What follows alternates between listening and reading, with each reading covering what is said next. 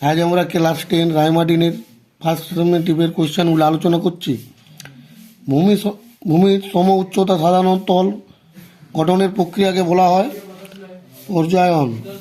ভারতের একটি পিরামিড চূড়ার উদাহরণ হলো নীলকণ্ঠ সিংহ। মাশরুম শিলা বলা হয় গৌড়কে। ল্যাটেরাইট মৃত্তিকার অন্যতম ফসল হলো চীনাবাদাম। রাজস্থানের লবণাত্মক হ্রদকে বলা হয় ধান্ত। ভারতের প্রধান দ্রাঘিমা রেখার মান হলো 82 ডিগ্রি 30 মিনিট পূর্ব। ভারত ও চীনের সীমারেখাকে বলা হয় ম্যাকমোহন লাইন। মান্নাত কথাটির অর্থ হলো পাহাড়ের দেশ। এবারে সত্য মিথ্যাগুলি। ভারতের উচ্চতম লবণাত্মক হ্রদের নাম হলো উলার ফলস।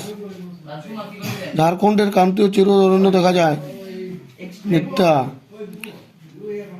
ব্রহ্মপুত্র নদী উৎপত্তিস্থল নামে পরিচিত। সত্য। জলপ্রপাতের পাদদেশে মন্তকূপ সৃষ্টি হয়। ফলস। বহির্জাত পক্ষে অতি ধীর গতিসম্পন্ন। ট্রু। ড্যাশ নদীর উচ্চ প্রবাহে ও মধ্যবর্তী সংযোগস্থলে গড়ে ওঠে পলল বেজনী।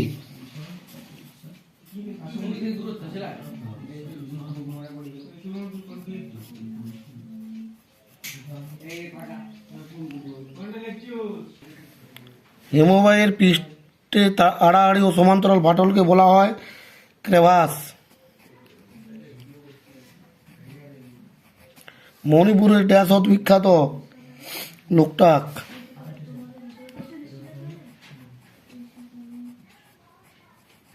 বৃষ্টির জল সংরক্ষণের একটি বিশেষ পদ্ধতি হলো ছাদে জল সংরক্ষণ।